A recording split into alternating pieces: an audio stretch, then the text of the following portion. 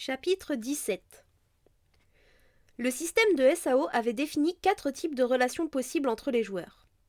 En premier, il y avait les vagues connaissances. Ensuite venaient les amis, ils apparaissaient sur une liste et pouvaient s'envoyer des messages ou se localiser sur une carte. Le troisième groupe concentrait ceux qui étaient affiliés à une même guilde. En plus des fonctions citées précédemment, ils tiraient avantage à collaborer durant les combats, car ainsi, ils augmentaient leurs statistiques. En contrepartie, ils devaient reverser à la guilde un certain pourcentage des cols récoltés. Asuna et moi allions bientôt intégrer la 4e relation possible, le mariage. La démarche était extrêmement simple, il suffisait d'envoyer une proposition à la personne choisie et dès que la demande était acceptée, la procédure était terminée. Bien entendu, le mariage comportait des avantages considérables comme le partage de toutes les informations et de tous les biens. Les interfaces d'inventaire et de statistiques de chacun n'avaient plus aucun secret pour l'autre. Bref, on confiait sa vie à son partenaire. C'est pourquoi même les couples très amoureux rechignaient à se marier, car dans ce monde, la trahison et l'escroquerie étaient monnaie courante. Évidemment, le déséquilibre entre le nombre de femmes et d'hommes n'arrangeait pas non plus les choses. Le 22e étage était le moins peuplé d'Aincred. Il était très étendu et couvert en grande partie de forêts et de nombreux lacs. Sa zone résidentielle était si petite que l'on pouvait la qualifier de hameau. Les monstres apparaissaient rarement et la difficulté du labyrinthe était si faible que 3 jours avaient suffi pour le conquérir. Plus grand monde, maintenant, ne se souvenait de ce niveau.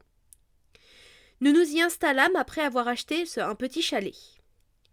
Il fallait débourser une grosse somme d'argent pour acquérir un bien dans SAO. Asuna avait suggéré de vendre son appartement de Selmbourg. Mais je m'y étais fermement opposée.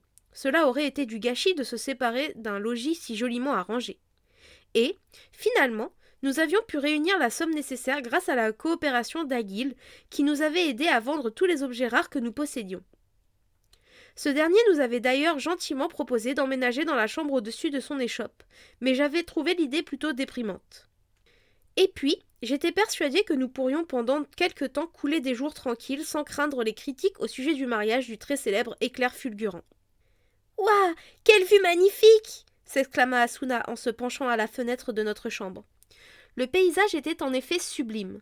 Nous étions presque aux limites de l'Aincred et, d'un seul coup d'œil, on pouvait contempler les forêts verdoyantes, les lacs scintillants et le ciel à perte de vue.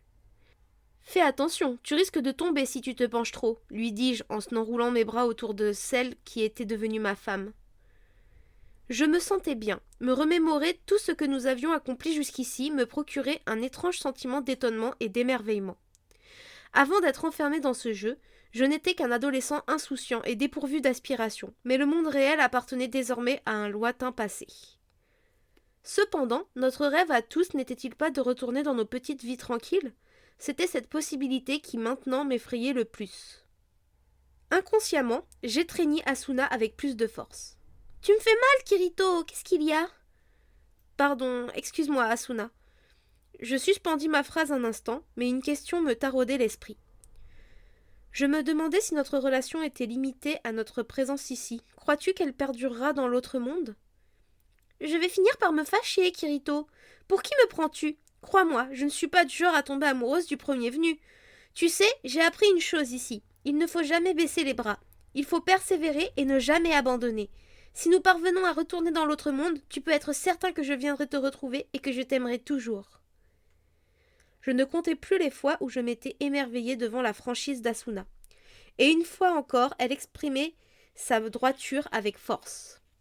J'avais oublié à quel point il était agréable et confortable de se reposer sur quelqu'un et de se sentir soutenu.